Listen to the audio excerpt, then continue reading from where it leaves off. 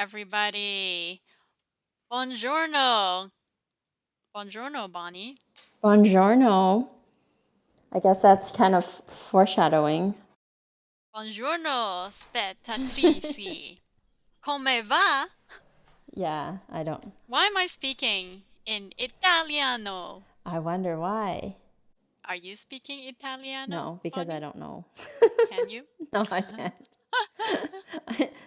It's just French, which we know, but louder and more enunciated, Oh, with a lot of gesturing and finger moving. yeah. We'll need a YouTube video clip of you doing it then, because I don't think our audio audiences can actually appreciate that.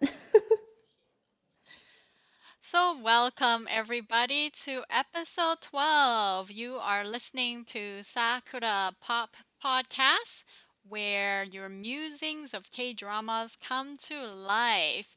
This podcast, we are talking about the latest offering from Netflix, Vincenzo. Woo! Yay! I'm joined by Bonnie.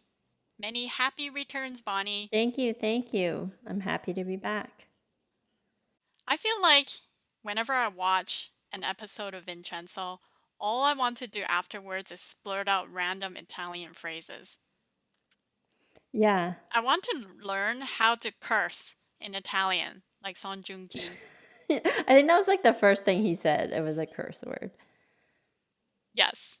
Many things that he says when he's frustrated are That's curse true. words. Well, they sound like it. I don't know if they actually are because I do not know any Italiano.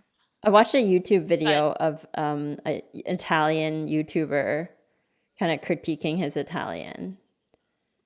oh, it sounds so good though. Yeah, that's the thing though. But I mean, he said he has an accent, but of course, it's not his mother tongue. You would expect he has some kind of an accent. But I'm always impressed by these Korean actors who take up like actually learning another language fluently for their character. Like,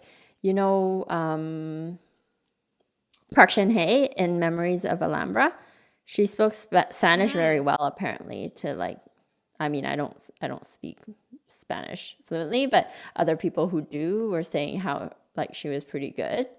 Like they really try Ooh. to learn the language. So that's impressive.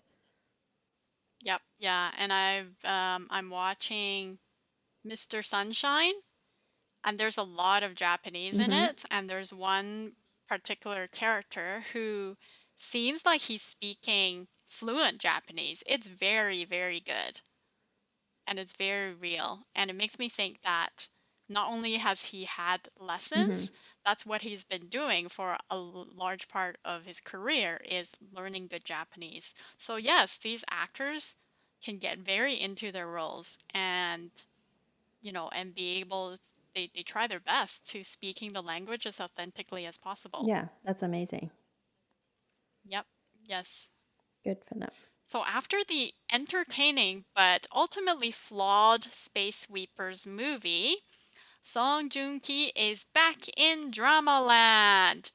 So Vincenzo is his latest offering, and he does deliver. I am enjoying it immensely.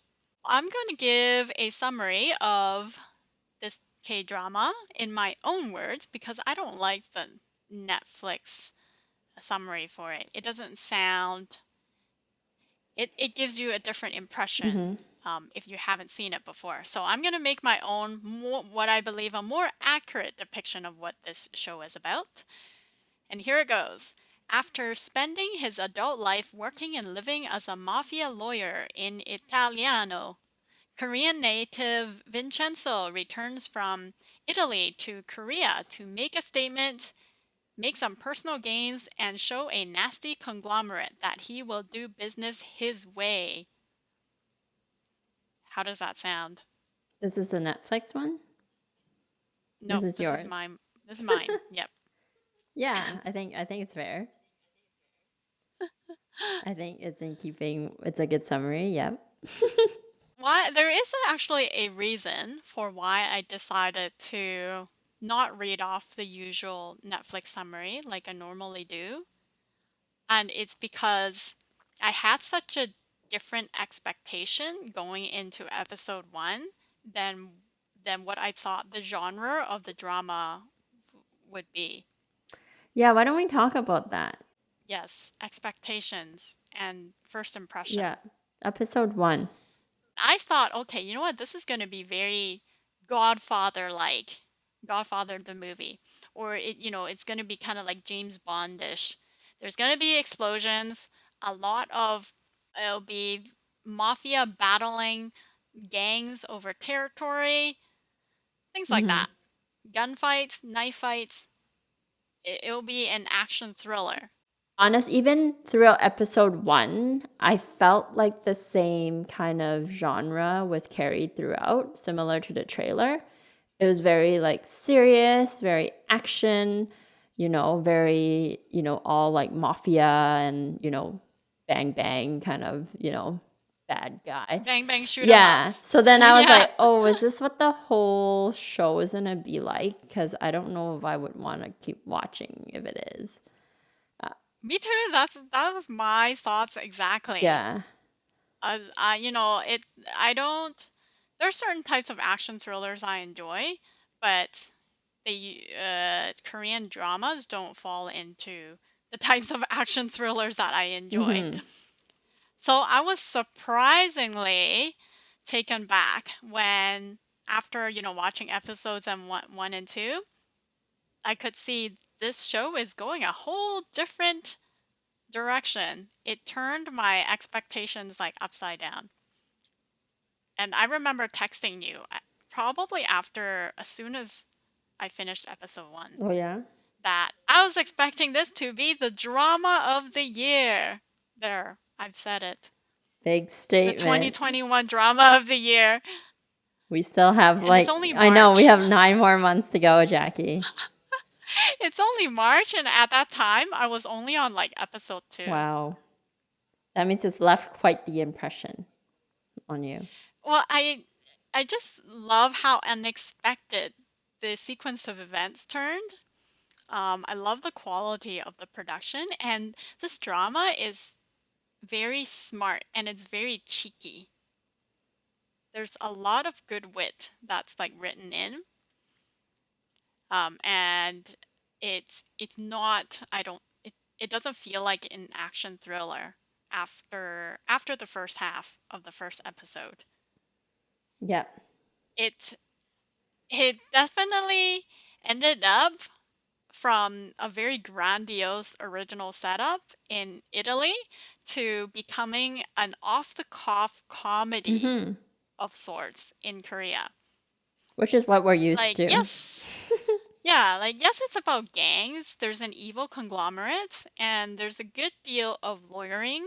Yes, that's how I describe a lawyer's day to day, lawyering.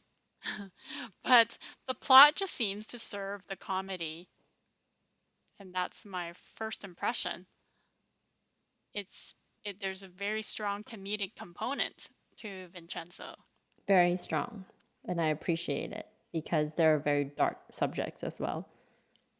Yep. Remember that part when he first visited the the Yep. building, and like his assistant introduced him to all the tenants and who's who? Yep. It was so hilarious because it looks like a very spooky and rundown building. And he meets the piano teacher, Yeah, and she looks like right? a ghost. Yeah, like from The Grudge Yeah. or from The Yeah, yeah, Ring. yeah. Yeah, That that was was fun. great. And I love how in episode one he falls prey to a tourist scam. Yeah, which was like I still don't feel too good about it. I feel like it was out of character, but I don't know. What do you think? Well, Vincenzo, he is like your usual stereotypical calm, cool, collected type, Mhm. right? If you throw a punch, it's not gonna land without him throwing a counter punch Right. first. So he came off as being able to orchestrate everything to happen within his influence never in a hurry, and never flustered. I think that that's his archetype. It's kind of superficial, Mm-hmm. but I love those scenes about him at the airport, and then kind of what happens when he visits the building, because it shows that despite Vincenzo having this upbringing as like a reputable, powerful member of the mafia, he's fallible in some of the most common ways. Like regular people are fallible. Mm-hmm. So he gets robbed. He's a victim to a common tourist scam, and he gets mad sometimes and loses his cool. So he swears, and there was a lot of swearing and gesturing and yelling, and he even like yells at a dog on the roadside because he was so mad. Yeah. So that's when I appreciated that the show is not just all serious. So that was Yeah, good. And it makes him more human and more, relatable. relatable. I thought it was so Yeah. refreshing because it shows, that everybody gets frustrated sometime and gets dusted down. So, and if you're new to a place or a situation and you take things for granted, well, you could be taken advantage of, Mm-hmm. Vincenzo or no Vincenzo. Glad that they worked that into his character, because otherwise, Song Joong Ki would just be replaying his persona from Descendants of the Sun.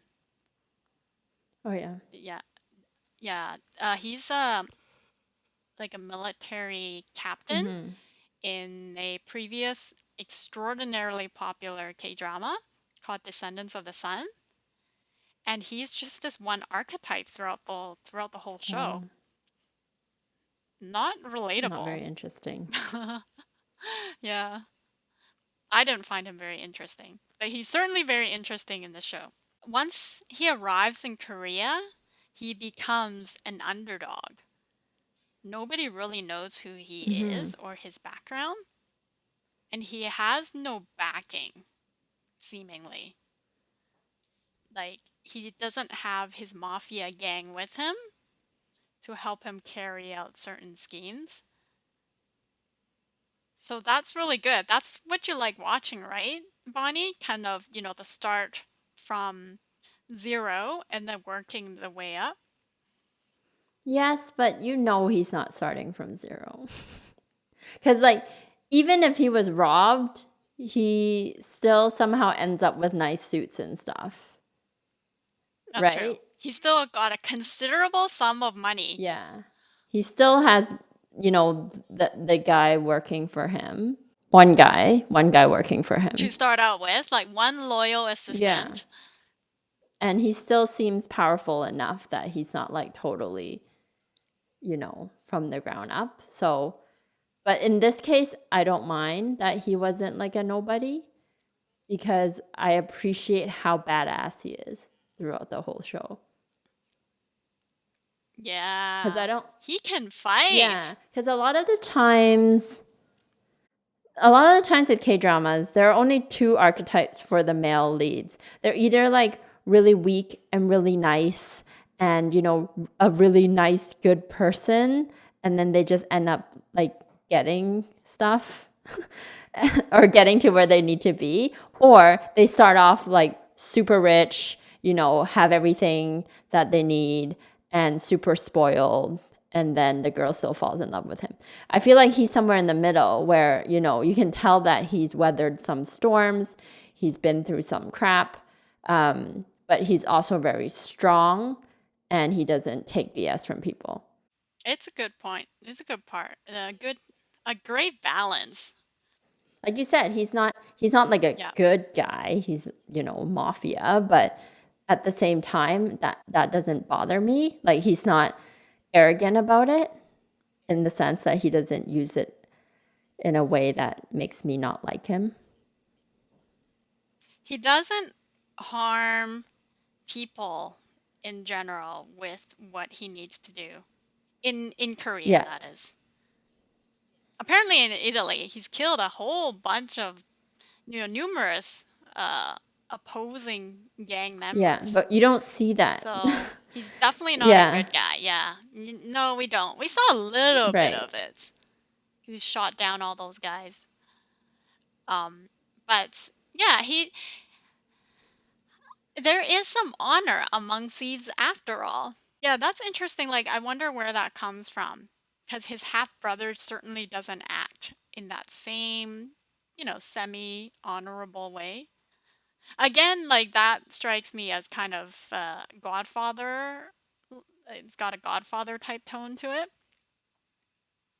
I mean, But I he's. wonder if it's like the upbringing, because his brother again was born into it, right? And he didn't really have to weather any storms because he has a dark past. Mhm. That's how he ended up in Italy. So, he's been through some stuff. Maybe that's why. Yeah, he's very much in the gray. Mm-hmm. Yeah. Definitely not fully villainous, but definitely Mm-hmm. not fully good. You know, Yeah. he's in essentially he's really out for himself. Ultimately. Basically. Yeah. Like his ultimate goal, like you said, is not very honorable or No. ethical. But like you said, he's not really harming good people in the way. He's trying to do good. He is standing up for the good guys. So I don't mind it. He protects what is important to him. Right. Like I said, there is some honor among this particular thief. Not all Exactly. thieves, but to Vincenzo, yes. And he says things like, in Italy. I like this particular quote because it's so cheesy, but it worked so well at that time. So he goes, "My brother, we do not harm women and children." And I thought, oh, that So gives me cheesy. Godfather vibes. I don't even remember him saying that. Because it happened so early on in episode 1. Oh, okay. Yeah. Yeah. I love that line. It was good. They have all these proverbs that they kind of throw in here and Yeah. there. For example, one proverb that will come up again is you need to be a devil to conquer another devil, or you need to be evil to strike out another evil, and things like an eye for You're an really eye. observant. Because these are uh, continuous themes that this drama is Mm. making use of. Oh, is that something the good lawyer said? Or that's something Yes. Vincenzo said? Yep. Yeah. Yes, the good lawyer said it. Okay. Love him. Hong Yu Chan. Me Yeah. too. I mean, love him in this one. Wasn't he? He was in the name escapes me. Itaewon class. Yes, he was the bad guy, Yep. Yes. I didn't pick which up is on that amazing. originally. Yeah. And my brother pointed it out to me. Well, I was like, he looks familiar. He looks like a dad from some other show. And I'm like, wait, he's from Itaewon, and he was so like you hated him in that show, Hmm. right? And then this show, he's so likable. So I'm like, oh, he's a good actor then. He's a fantastic actor. It means he's Yeah. very versatile and very veteran, it seems. Yes. Yeah. Yeah. I have to give a lot of praise to the supporting cast. I think they do very well, especially the father-daughter combo of lawyer Hong Cha-young and her dad Hong Yu-chan. And the father we're talking about is Hong Yu-chan. Mm-hmm. Okay. What do you think about the daughter? She is spunky. I like her. I like her a lot. At the beginning, it's almost like you can't help but dislike her because she's playing for the opposite field. Like, she's a lot of fun and she's a pleasure to watch. And that's why, I really enjoyed like her scenes because she definitely doesn't take crap. She stands up for herself. She's very independent, but she's also, her moral compass isn't particularly straight. She's not the usual heroine Yeah. because she's a corporate lawyer. Helpless. Yeah. Yeah. She's protecting those who don't deserve protection. And Yeah. while her father's on the opposite end, he's a a civil rights lawyer, so he protects the weakest members of society without caring about personal gains. So their fundamental values are on complete extreme sides of the spectrum. Yeah. But And they're it's interesting because her dad did mention that, it will make her a successful lawyer because she has that kind of wonky moral compass. yeah. Right? Didn't you find that interesting? I was like, no, you're a good lawyer.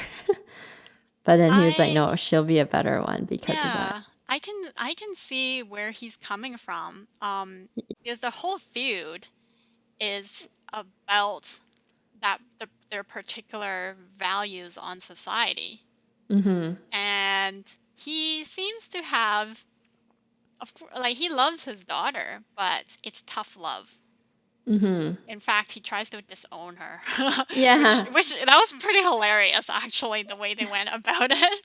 It was hilarious, but at the same time, it's like you can tell that he does, like, he cares about her, she cares about him. So, like, why did he have to do that? They're just so petty Yeah. because they're family, right? They're all they have of each other now. Yeah. And so with family, you press all of the buttons to irritate and get back at them. Yeah. And he did irritate her a lot. And so did she. She Yeah. irritated him immensely. Yeah. They're Yeah, fun. yeah, and yeah, I enjoyed watching their interactions. Hong Cha-young, she's working for the other side, but she's got a soft spot for her dad, Mm-hmm. and she will stand up for him when pressed. Like she's so daring and absolutely fearless. I think that's what I love about her. She'll speak her mind. Damn the consequences. Whatever, so caution out the window. Like she's not afraid of anybody or any situation. Yeah. So I think same like between her and Vincenzo, they're kind of similar in the sense that at the beginning you're like, oh, I don't know, is she the bad guy? Her ethics are kind of wonky. And then as you watch more and more, you realize that, they have a human side. She does all sorts of like clumsy, klutzy things, which I'm like, what? It doesn't really fit her like cool lawyer kind of character. But then you're like, okay, they're just trying to make her seem human, Yep. And all those right? clumsy, klutzy things she does behind the scenes with people who she feels comfortable being herself on with, like her assistant and her Mm-hmm. dad. Mm-hmm. Is you when you see her in a courtroom, she doesn't act clumsy and klutzy. She acts in complete control of the Mm-hmm. situation. Yeah. Yeah, Yeah. she's So, cool. yep. Yes. And she doesn't play by the book, which, Mm-hmm. if you have to go up against other people who doesn't play by the book, then You need to. that's you need to be the devil. Yeah. You love that quote. Oh, fun fact. The lawyer, the nice lawyer, her dad, was also in Reply 1988, apparently. He's someone's dad. Can't recall at all. He was a dean Who? at the school. The one who's like, he wears glasses, he likes dancing, he's not very smart. His dad. The one oh yeah, yeah, yeah. Very minor character, but then still you can see the versatility in terms of the different characters that he played. Like these older actors are so vital to the newer generation of actors. Like they play supporting roles for the most part, but without their presence and charisma and acting chops, the main characters, the younger actors, will not have anything of quality to play off of. Oh yeah, some of them like carry the show. The earlier replies, like the 1999 and 1994, that dad and mom couple, they carried the shows, you know? So I definitely really appreciate these veteran actors. Yep, Hmm. me too. I just want to heap on a little bit more praise about the finer art of the production of Vincenzo. Like the quality, camera work, music, because that's also, those are crucial components. And this is a TV and drama. And TV and dramas don't pull punches. They've got a really healthy budget to work with, and it shows. The Studio Dragon is the production studio. They also did Startup and Record of Youth, if you didn't know. So they're responsible for some very popular work with great production values. The musical selection stood out a lot for me. I don't know if you noticed, but there's a lot of overtures that are used, and there is a symphonic quality to accompany every situation, like whether it's a high tension scenario or a comical scenario. And the music selection plays up the Italianness of Vincenzo too. So you'll hear like those Italian tones to the musical production. It's Yeah, it's a nice touch. It's very Hmm. nice. Opera sounds and whatnot, and it enhances the thematic elements. We talked about the speech already. It sounds very authentic. And I give props to the opening scenes of episode one, where it's filmed on location in Italy. There were some beautiful shots of Yeah, like certain, the aerial uh, short shots. yeah, the old buildings, like Hmm. going through the cobblestone alleys, the vineyards, Hmm. and the Italian actors. I'm pretty sure they're actually native Italians. Yeah. So that was pretty cool because it we got lots of moments of Song Joong Ki speaking Italian and actually having full conversations with like his arch rival and that other leader of another mafia gang. Yeah. That's cool. I want more Italiano out of Vincenzo. I want to hear more of it. It sounds so good. It sounds so attractive. You are in love. Yes, very much so. Hey, it's country that I've been wanting to visit for the longest time. It's on my bucket list. Maybe post pandemic. So they shot on location, and there are really cool cinematic sequences, like deliberately slowed down scenes, handsome close-ups, creative headshot placements on camera. I notice all of these things. And it's all very grand, Hmm. like what you would see in a movie. Yes, it had very movie cinematic quality. Yeah, they shoot in widescreen. Like you see the two bars up and down. Yeah. Yeah, so it seems even more like a movie. They took it away after Vincenzo lands in Korea. Because it definitely felt like a different type of tone and a different type of show as soon as he landed in Korea. Yeah, it was a little bit jarring, but not a bad type of a transition. I could go with it. I went No, with the flow. it's more comfortable for me anyway. If I'm watching a K drama, I want to watch a K drama. I don't want to watch some like, Hollywood Yep. movie. Yes, true. And it was partly my fear at the beginning when I first started this drama that it was going to turn into that, but it did Hmm. not. It is a K drama at heart. Oh yeah. Very rich with wit and humor.